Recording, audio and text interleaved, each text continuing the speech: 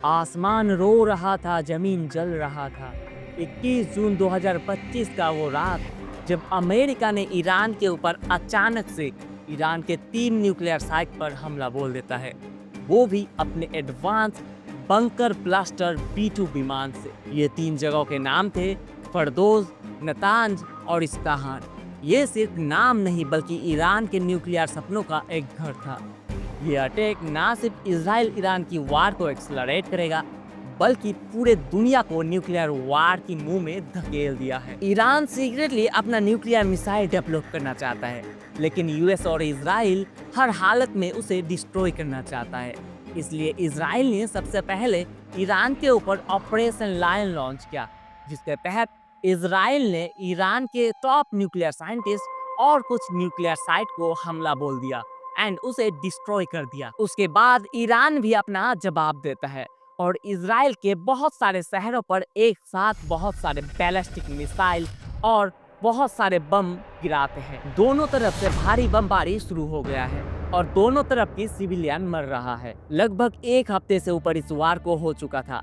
US president Trump से जब पूछा गया क्या आप इस वार में डायरेक्टली ज्वाइन होंगे, ट्रम्प का कहना था कि अभी हम लोग इस वार में इन्वॉल्व नहीं होंगे, 2 हफ्ते बाद ही हम लोग इस वार में इन्वॉल्व होंगे या नहीं उसका जवाब देंगे। उसके बाद 21 जून के रात पर अचानक से अमेरिका ने ईरान के न्यूक्लियर साइट पर हमला बोल देता है और उनके तीनों मेन न्यूक्लियर प्लांट को तबाही मचा देता है। तो ये था साइड ऑफ द स्टोरी। अब आते हैं हमारे असली मुद्दा पर। कैसे यूएस ने ईरान के अंदर घुस के उसको अटैक करके चला आया और इसकी वजह से वर्ल्ड वार 3 का खतरा कैसे बन सकता है और इससे वर्ल्ड को क्या अफेक्ट होने वाला है, सब कुछ बात करेंगे इस वीडियो में। सो गाइस नमस्ते, मेरा नाम है Ashish Manda and welcome to the story of US attack on Iran. Geopolitical analyst doctor Anjali Rao, जो कि मिडिल ईस्ट के एक्सपर्ट है, उनके इंटरव्यू के मुताबिक इजराइल के पास फरतो जैसा अंडरग्राउंड फैसिलिटेड न्यूक्लियर साइट को डिस्ट्रॉय करने का कोई कैपेबिलिटी नहीं था। अमेरिका के GBU-57 बंकर ब्लास्टर बॉम्ब के बिना ये इम्पॉसिबल था। ट्रम्प ने ये मूव चला है अपने मैक्सिमम प्रेशर स्ट्रेटेजी के अंदर। ट्रम्प का कहना है कि ईरान का न्यूक्लियर प्रोग्राम खत्म हो गया है, लेकिन क्या ये सच में खत्म हो गया है या फिर संकट का शुरुआत हुआ है, ये तो हमें वक्त आने पर ही पता चलेगा कि क्या एक्चुअली हुआ है। दूसरी ओर ईरान के फॉरेन मिनिस्टर का कहना है ये वार क्राइम है, यूएसए ने हम पर बमबारी करके सही नहीं किया है, यूएसए ने शुरू किया है, हम लोग खत्म करेंगे, इसका अंजाम बहुत ही बुरा होने वाला है। ईरान ने रिटालिएट किया इजराइल के सिटीज पर, लेकिन वो कहीं पर न्यूक्लियर रेडिएशन नहीं फैलाया। लेकिन अमेरिका ने न्यूक्लियर प्लांट पर हमला करके एक रेडिएशन फैलाने का काम किया है। ईरान सरकार का कहना है कि हम लोग इसका पता पहले ही पा चुके थे, इसलिए न्यूक्लियर प्लांट को पहले ही खाली कर दिया गया था, इसलिए हमें ज्यादा नुकसान नहीं हुआ है। और इस बात पे दम भी है क्योंकि डोनाल्ड ट्रम्प जब कनाडा के G7 समिट से अचानक चले आते हैं और व्हाइट हाउस में मीटिंग बुलाते हैं, तब दुनिया को समझ आ चुका था कि कुछ बड़ा होने वाला है और ईरान के ऊपर हमला होकर ये बड़ा चीज सबके सामने आ गया। डोनाल्ड ट्रम्प का कहना था कि ईरान के सुप्रीम लीडर खामेनी अभी कहाँ है उसे पता है, कौन सा बंकर में छुपा है उसे पता है, लेकिन वो उसे नहीं मारेगा। और अमेरिका का जो मेन गोल है ईरान के न्यूक्लियर पावर प्लांट को तबाही करना, उसमें वो सफल होते हुए नजर आ रहे हैं। इजराइल के पीएम बेंजामिन नेतन्याहू का कहना है कि सिर्फ ट्रम्प और यूएसए ही ये कर सकता है। रियली इस बात में दम तो है, क्योंकि यूएसए के बाद कोई ऐसा कंट्री नहीं है जो ऐसा कर सकता था। यूएसए कहाँ है और ईरान कहाँ है?